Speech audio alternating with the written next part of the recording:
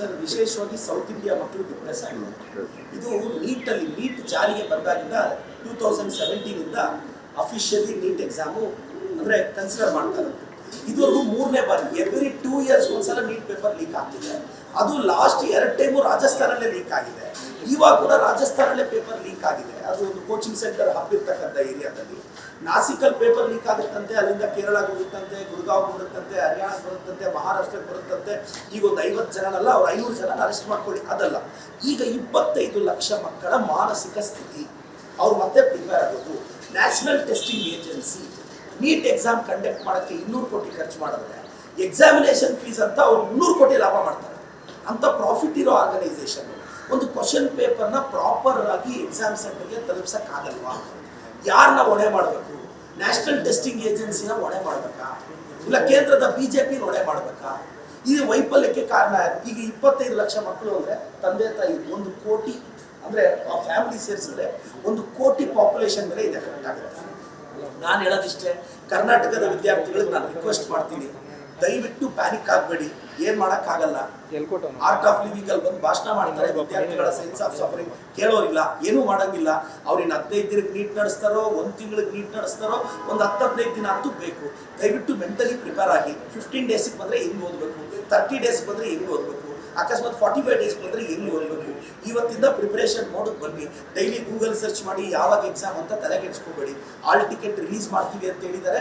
ಮತ್ತೆ ನೀವು ಹೊಸದಾಗಿ ಅಪ್ಲಿಕೇಶನ್ ಹಾಕೋ ಅವಶ್ಯಕತೆ ಇಲ್ಲ, ಹೊಸದಾಗಿ ಫೀಸ್ ಕಟ್ಟೋ ಅವಶ್ಯಕತೆ ಇಲ್ಲ. ಆಲ್ರೆಡಿ ನೀವು ಕಟ್ಟಿರೋ ಫೀಸ್ ಏನು 1700 ರೂಪಾಯಿ ಜನರಲ್ ಅವ್ರು ಕಟ್ಟಿದ್ದೀರಾ, 1600 ರೂಪಾಯಿ OBC ಅವ್ರು ಕಟ್ಟಿದ್ದೀರಾ, ಅದು ನಿಮ್ಮ ಅಕೌಂಟಿಗೆ ವಾಪಸ್ ಬರುತ್ತೆ.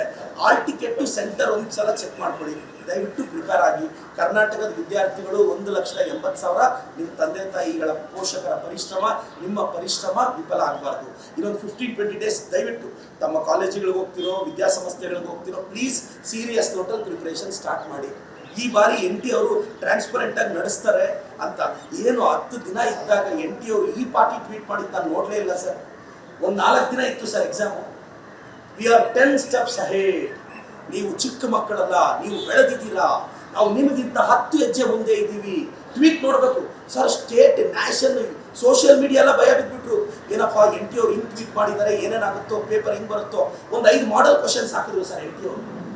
ಎಲ್ಲ ಕಾಂಟ್ರವರ್ಸಿ, 5 ಕ್ವಶನ್ ಕಾಂಟ್ರವರ್ಸಿ ಇತ್ತು. ಸ್ಟೂಡೆಂಟ್ಸ್ ಎಲ್ಲ ಭಯ ಬಿಟ್ಬಿಟ್ರು, ಪೇಪರ್ ಹೆಂಗೆ ಬರುತ್ತೋ. ಅವ್ರು ಹೇಳಿದ್ರು high level of security, artificial intelligence. Chairman ಏನು ಹೇಳಿದ್ರು ಗೊತ್ತಾ? ನೀವೇನಾದರೂ ಎಕ್ಸಾಮ್ ಸೆಂಟ್ರಲ್ಲಿ ಒಬ್ಬರನ್ನೊಬ್ಬರು ಮಾತಾಡಿದ್ರೆ ನಮಗೆ ಆರ್ಟಿಫಿಷಿಯಲ್ ಇಂಟೆಲಿಜೆನ್ಸ್ ಮುಖಾಂತರ NTAಗೆ ಮೆಸೇಜ್ ಬಂದ್ಬಿಡುತ್ತೆ, ನಾವು ಡಿಸ್ಕ್ವಾಲಿಫೈ ಮಾಡಿಬಿಡ್ತೀವಿ ಅಂತೆಲ್ಲ ಹೇಳಿದ್ರು. ನೋಡಿದ್ರೆ ನಾಸಿಕಲ್ ಪೇಪರ್ ಲೀಕ್ ಆಗಿದೆ. ಈಗ 45 ಜನನ ಅರೆಸ್ಟ್ ಮಾಡಿದ್ದಾರೆ, 100 ಜನನ ಅರೆಸ್ಟ್ ಮಾಡ್ತಾರೆ. ಆದರೆ ಈಗಿರೋ ಮಕ್ಕಳ ಮಾನಸಿಕ ಸ್ಥಿತಿ ಬಗ್ಗೆ ಪ್ರಶ್ನೆ ಏನು ಮಾಡೋಂಗಿಲ್ಲ, ಜಸ್ಟ್ ಆಗಿದೆ. ಈಗ ದಯವಿಟ್ಟು ಕರ್ನಾಟಕದ ವಿದ್ಯಾರ್ಥಿಗಳು, ಪೋಷಕರು ಧೈರ್ಯವಾಗಿ ನಿಮ್ಮ ಮಕ್ಕಳನ್ನ ಓದಕ್ಕೆ ಹೇಳಿ, ಓದಿಸಿ. ಮತ್ತೆ ನೀಟ್ ಎಕ್ಸಾಮ್ ಬರುತ್ತೆ. ಈ ಬಾರಿ ಅಂತ ವೈಫಲ್ಯ ನಡೆಯಲ್ಲ ಅಂತ ಅಂದ್ಕೊಂಡಿದ್ದೀವಿ. ದಯವಿಟ್ಟು ಪ್ಯಾನಿಕ್ ಆಗಬೇಡಿ.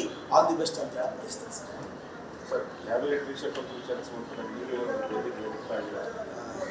ಕ್ಯಾಬಿನೆಟ್ ರಿಷಫಲ್ ಆಗ್ತಿದೆ, ಹಿರಿಯರೆಲ್ಲ ಅವಕಾಶ ಸಿಗಬೇಕು. ಸೊ ನಾನು ಜಸ್ಟ್ ತುಂಬ ಜನ ಹೋಗ್ತಾ ಇದ್ದಾರೆ, ಸುಮ್ಮನೆ ಜೊತೆಯಲ್ಲಿ ಹೋಗಿ ಬರ್ತೀನಿ ಅಷ್ಟೇ. ನಮಗೆ ಸುಮ್ಮನೆ ಹೋಗಿ ಬರ್ತೀರಾ ಅಥವಾ ನೀವೇನಾದ್ರು ಕೇಳ್ತೀರಾ? ನೋಡಿ ಸರ್, ಕೇಳೋದಂತೇನಿಲ್ಲ. ನಾನು ಕೇಳಿದ್ದೀನಿ, ಸರ್ಕಾರ ಕೊಡಬೇಕು ಅನ್ನೋ ವಿನಂತಿ ಖಂಡಿತವಾಗೂ ನೋ ಡಿಮ್ಯಾಂಡ್ಸ್. ಬಟ್ ಒಂದು ಆಸೆ ಇದೆ, ನಾನು ಯೂತ್ ಕೋಟಾಲಿ ಅದೃಷ್ಟ ಒಲಿಬೋದು ಅಂತ.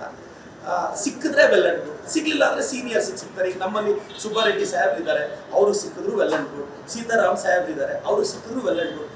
ಅಕಸ್ಮಾತ್ ನನಗೆ ಸಿಗುತ್ತೆ ಅಂದರೆ ಸೀತಾರಾಮ್ ಸಾಹೇಬರು, ಸುಬ್ಬಾರೆಡ್ಡಿ ಸಾಹೇಬರು, ನಮ್ಮ MC ಸಾಹೇಬರು 3 ಜನ ಆಶೀರ್ವಾದ ಮಾಡ್ತಾರೆ, ಮತ್ತೆ ನನಗೆ ಸಹಕರಿಸ್ತಾರೆ ಅಂತ ಕೂಡ ನಂಬಿಕೆ ಇದೆ. ಬಟ್ ಹೋಗಿ ಕೇಳೋದು ಧರ್ಮ. ಅದೇನೋ ತೆಲುಗಲ್ಲಿ ಒಂದು ಮಾತಿದೆ, ಅಡಗಿಂದೆ ಅಮ್ಮಯ್ಯನ ಭೂ ಬೆಟ್ಟದು ಅಂತ. ಅಂದರೆ ಕೇಳಲಿಲ್ಲ ಅಂದರೆ ತಾಯಿ ಕೂಡ ಕೈ ತುತ್ತು ತಿನ್ಸಲ್ಲ ಅಂತ.